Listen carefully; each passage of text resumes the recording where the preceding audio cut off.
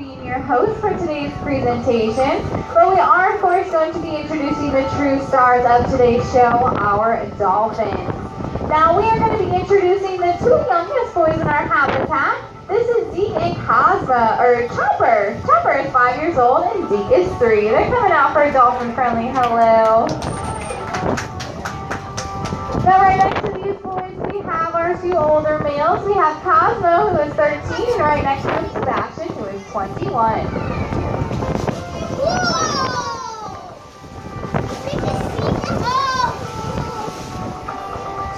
Now we of course would like to thank each and every one of you for coming out today. Now earlier I did mention that these dolphins are mammals, but it is not uncommon for many people to confuse them with fish.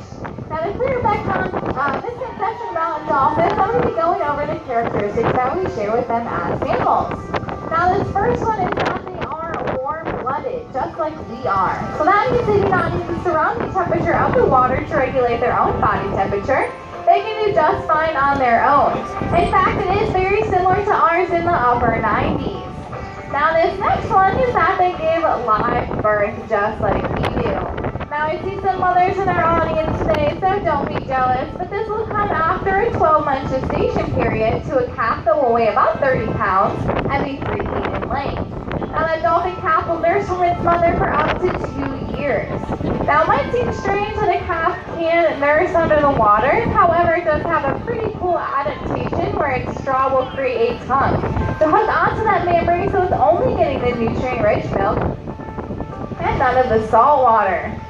Now this next one might seem kind of strange, but we all have it as mammals, and that is hair. Now you might be looking down at our boys here thinking, I don't see any hairy dolphins. And you would be correct. However, in the first few days of birth, dolphins do have hair in the form of whiskers, right on their rostrums or bottlenose beaks. Now it's thought that they have those whiskers to be able to find their mother's membranes, and after the first few days after birth, they simply just fall right off.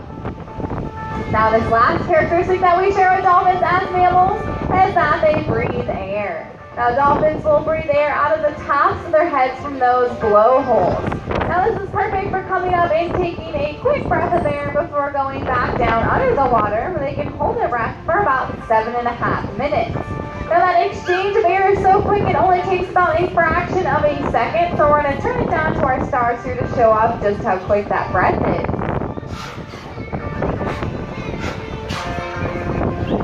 Now another misconception that dolphins will get is all those clicks, whistles, and sounds you hear them make are coming from their mouths or even their vocal cords. Well actually all those sounds are coming from the same place that they breathe air, those blowholes. Now to show that all of our boys here have put together a very special song, so let's all go ahead and take a listen.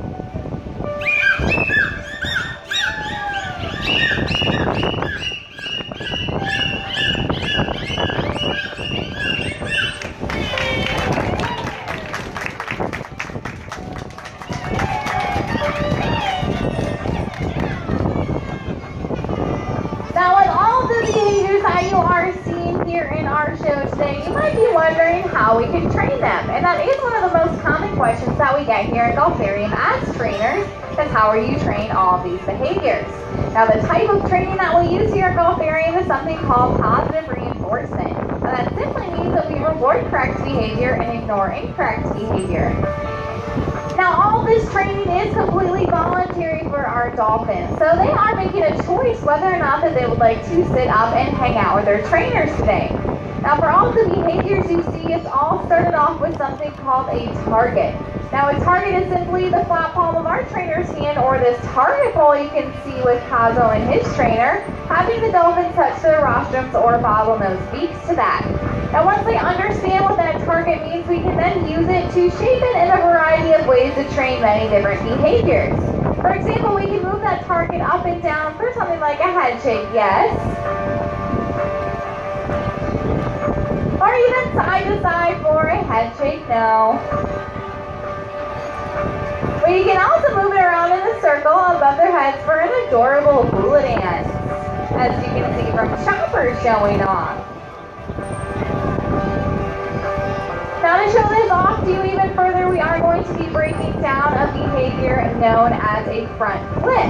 Now you're going to be seeing me here sending Zeke to his trainer, Rachel, and she is the one that is training this particular behavior. Now for this flip, we are asking Zeke to make multiple rotations in the air, and he's going to be doing that while Rachel is going to be standing on the opposite side with a target pole. Now you'll see her be holding out a longer target pole, and we can use that to train this behavior, very similar to how you saw what we were doing just with those really small head shakes, no's, and yes. Now that target pole is much longer, and that's simply just because we need an extension of our hand over our habitat to get to higher heights as well as farther out to our habitat. So you'll be seeing me sending him the signal, and Rachel's going to be with him in the target pole. So he's going to be going off over there, so let's go ahead and pay attention to Zeke.